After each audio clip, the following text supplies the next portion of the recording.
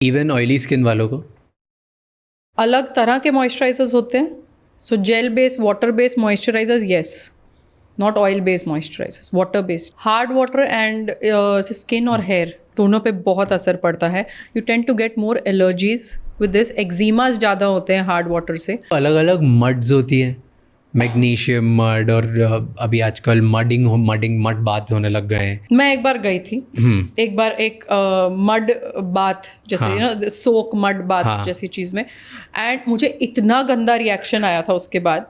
Okay, because mud is clay, Multani mitti, ये सब क्लेज हैं. ओके, ये ड्राइंग एजेंट्स होते हैं. केओलिन क्ले, ये सारे ड्राइंग एजेंट्स होते हैं. Drying agent is good for oily skin, और ऑयली स्किन कम हो जाएगी with the drying agent. But हमारी बॉडी पे सब जगह ऑयली स्किन नहीं होती.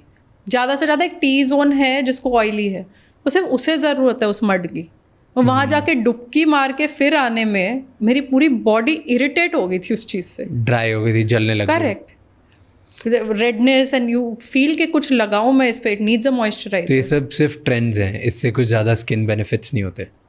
जहाँ पे बारिश भी होती है तो बहुत चिप ह्यूमिडिटी भी होती है, ठंड भी बहुत होती है, 4, 5, 6 डिग्रीज तक चले जाती है, एंड गर्मी भी बहुत होती है, 44, 45 तक जाती है. इन दीज वेदर, क्या तीनों वेदर के लिए मेरा स्किन केयर अलग होना चाहिए? हाँ जी. सेम नहीं रख सकते? अगर आपकी स्किन जेनेटिकली ठीक है तो ठीक है, बट सेम नहीं रखना चाहिए. क्या रखना चाहिए? What is the difference? Skin care change होनी चाहिए. क्या डिफरेंस होना चाहिए तीनों में? Tell me an ideal skin care routine हर वेदर के हिसाब से. थिंकिंग ऑफ अ पर्सन जिसका स्किन नॉर्मल है, ओके, उसको नॉर्मली 3 चीज़ें ही लगती है हमेशा स्किन केयर में. एक होने वाला है आपका फेस वॉश, एक मॉइस्चराइजर, एक सनस्क्रीन. चीज़ है क्लेंस, मॉइस्चर, प्रोटेक्ट. अगर किसी का स्किन केयर नॉर्मल है तो आपको जब विंटर है, सो ऑब्वियसली ड्राई वेदर है, आपका क्लेंजर माइल्डर होना चाहिए.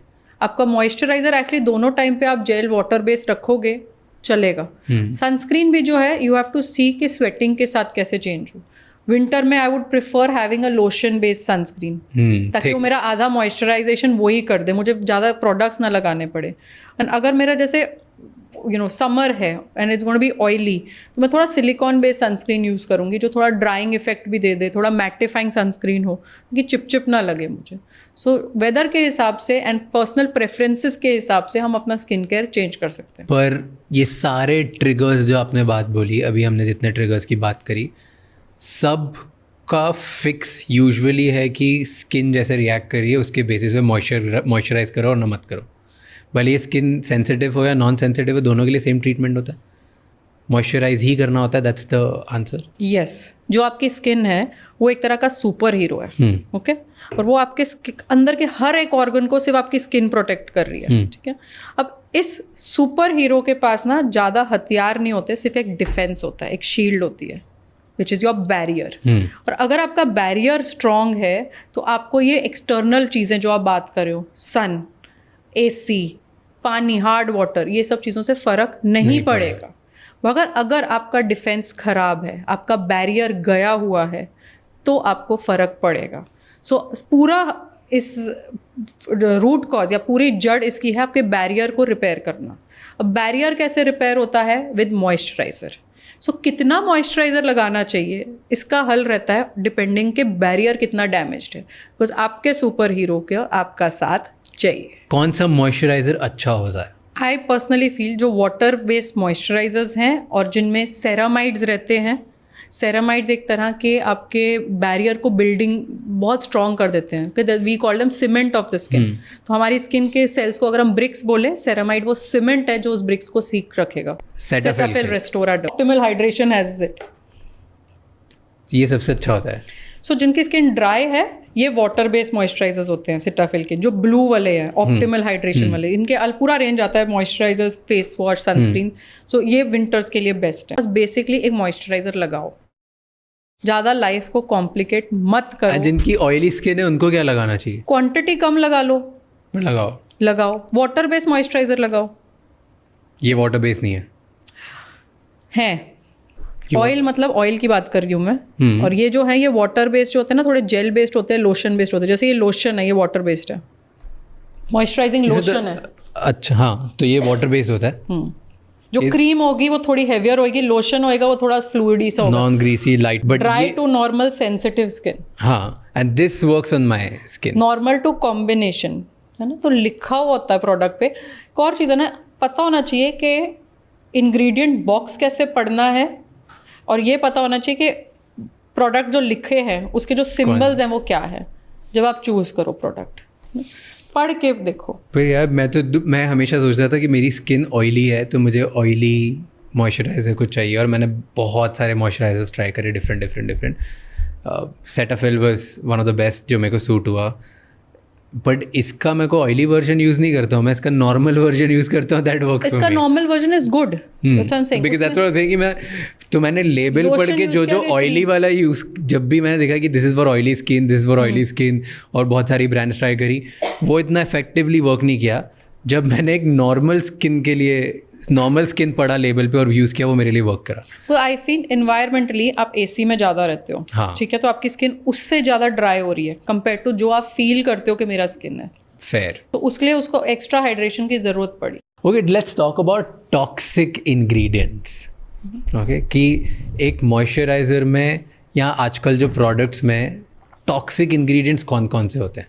ऐसी कौन सी चीज़ें जो ऑडियंस देख रही है कि अगर ये इंग्रेडिएंट किसी भी प्रोडक्ट में हो तो उसे फेंक देना चाहिए?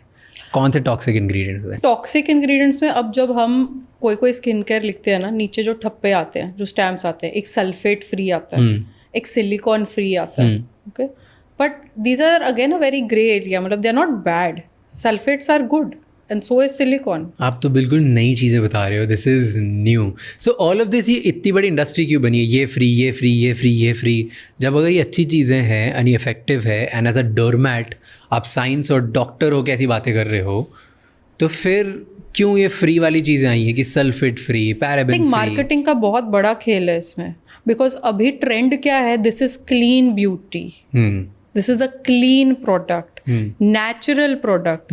अब ये चीज़ें जब लोग बोल रहे हैं, फिर उनको किसी चीज़ को बुरा भी तो बोलना पड़ता है। You think clean beauty is a clean beauty बस एक ट्रेंड है, रियलिटी नहीं?